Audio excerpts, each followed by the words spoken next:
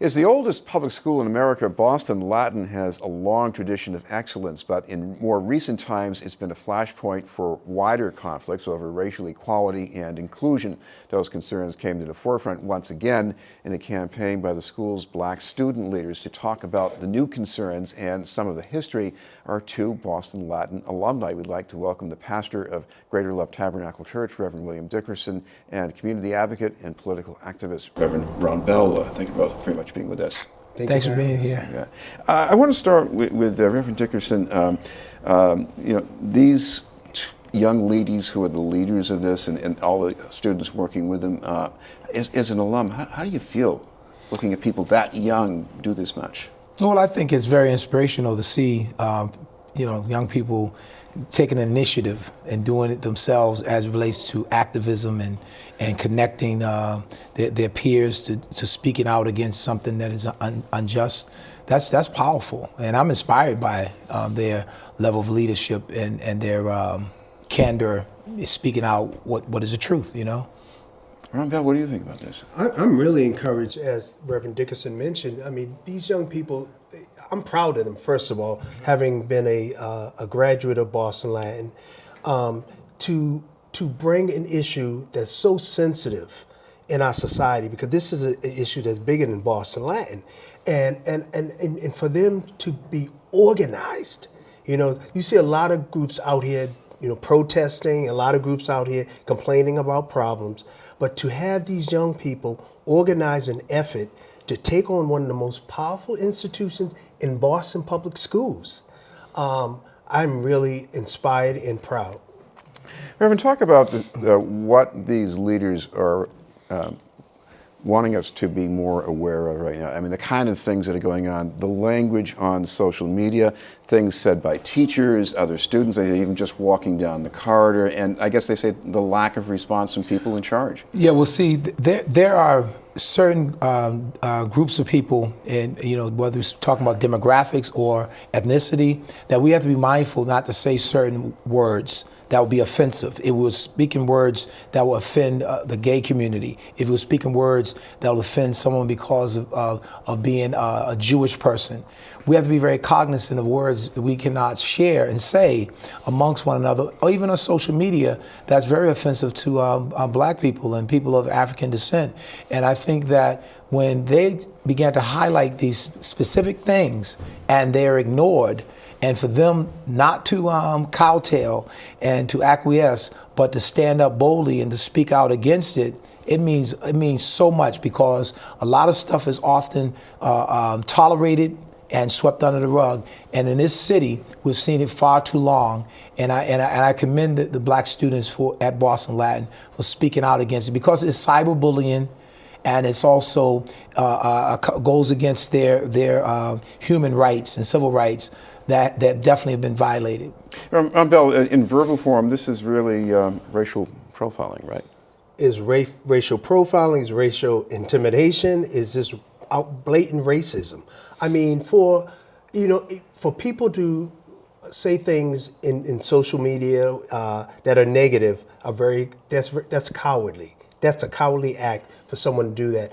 I was looking at some of the comments that were being raised by people for the Boston Globe, the Boston Herald story. It is really sad to see some of these comments that are racial comments. And it really shows where our society we haven't come that far. I mean, in 1976, I was a 60. That's what they call the seventh grade. So I was one too. Yes. Right. So welcome to the club, right? Yeah. I was called out of my name by a teacher. I was called the N-word. And I was afraid to bring that to anyone's attention because of the repercussion or retaliation or what have you. And so for these young people to do that, I think it's a lesson not only for the other students across the city and the country, but also I think adults need to take a page out of their book, because these racial comments in social media, it's really getting out of control. Reverend Dickerson, as I heard the student leaders say the other night to the school committee, they've been able to identify people who've done this. They've given the information on to them, and nothing seems to have happened. Those people were in the same classrooms. I mean, what should be done about that? These students should their parents, they should be sat down in a conference with their parents. After after they sit down in a conference with their parents, of course, the whole student body needs to be addressed. But these kids need to be dealt with in terms of correction and correcting their behavior, whether it is suspension, for an extended period of time, whether it's probation, a combination of both, or even if their deeds are more nefarious, it might warrant expulsion. And so I don't know the extent of what they have done or are doing, but I think that to ignore their actions is really to condone it and to say that it's really not that bad, kids being kids.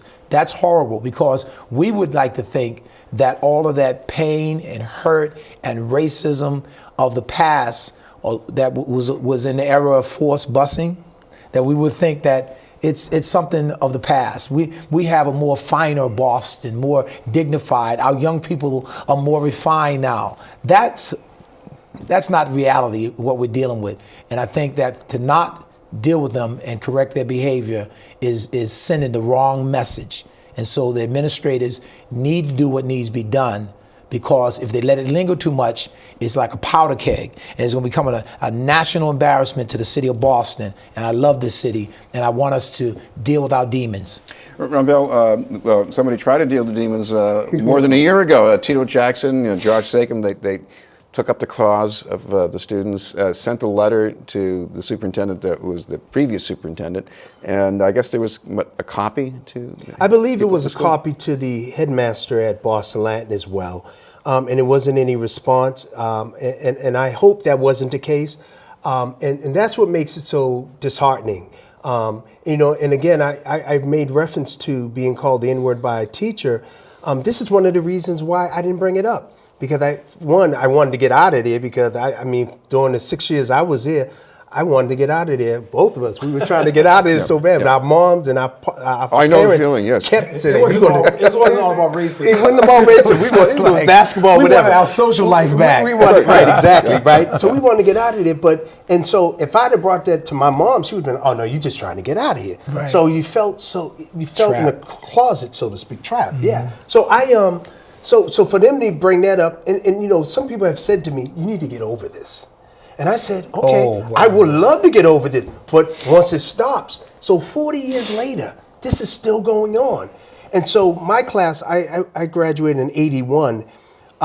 We've actually been exchanging back and forth, because one of the students said, was this going on when we were there? And I said, yes. And it just started a whole dialogue, a healthy dialogue about what's going on. We have our 35th anniversary coming up in May.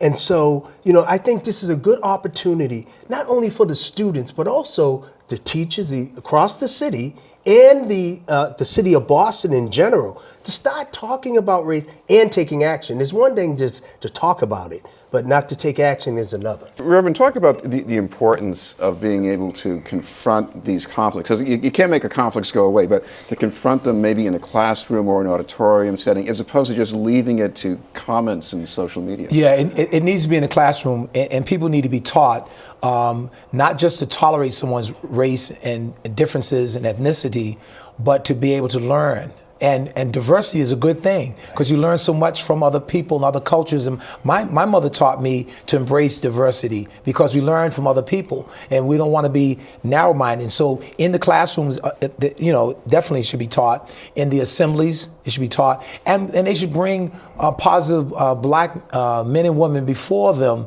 before the student body, that can share. I've been there before. Ron's been there before. Let me tell you this. One time I was there, and a teacher, I'm not mentioning the name, teacher told me, Reverend, I applaud what you're doing, but why don't just some black people just get over slavery? I said, what? I said, we've been over slavery, but slavery is inextricably bound to who we are as a people. It's like telling people, the Jewish people, get over the Holocaust. No, there's a lot of richness in regards to their struggle that is relevant to their present and definitely will propel them into their future. We're not hanging on to slavery as if it's something for us to be pitied. No, we're hanging on to it, saying we're powerful people and resilient people, and we went through that. We went through the Jim Crow, etc., and we can go through much more, and we'll be greater because of what did not kill us made us better. You know, one thing I do want to say, Chris, is that a word that I don't like to use is tolerate. Don't Right, tolerate right, me. exactly. Accept me for who I am. I accept you for who you are. We're different, but there's a lot of similarities. And see you as an individual. Exactly. You know, it's not, you know, don't just look at me as the black kid from Mission Hill. Right. I'm a young black, I'm a boy from Mission Hill and a student just like you. Now, I must say this, we received a great education at Boston Latin. Yeah, we got some It of that was too. tough, and you did too, right? Oh, yeah. Right? I have to say that, you know, it was some good times. I met some good people. Some of the friends I had there, I'm friends with them now, including Pastor Dickerson. But at the same time, it was some very difficult times there. The whole culture was very difficult for black students. And fortunately, we were fortunate because we were athletes. Yeah. And then and being in the Boston era, it was very difficult. So, you know, I mean, and I remember when I had 30 years, they did a story in the Boston Globe on the 30th anniversary of busing. And I was actually highlighted in the story. And I told them about the story about the N-word. I told them about the environment, how, you know, kids from English would pull the alarm, come over, there'd be riots, and we would have to go back up to white kids in school. And a teacher wrote an editorial piece, said, I made it all up. And I couldn't believe it. What was so good, and it was good, and actually dropped it off at the church. Mr. Cohen, one of our teachers, and also a football coach, sent me a 3-page handwritten letter, white teacher, and said, you know what, Ron, one of the best days of my life was when I left Latin. You was right. I know what you said was true. And so when I see these two young students, these young black girls doing this and they're taking action with the inclusivity of white students, Right. It's very encouraging. Right. Thank you both very much, Reverend Rombell and Reverend William Dickerson. Still to come, response from Boston for the water crisis in Flint, Michigan.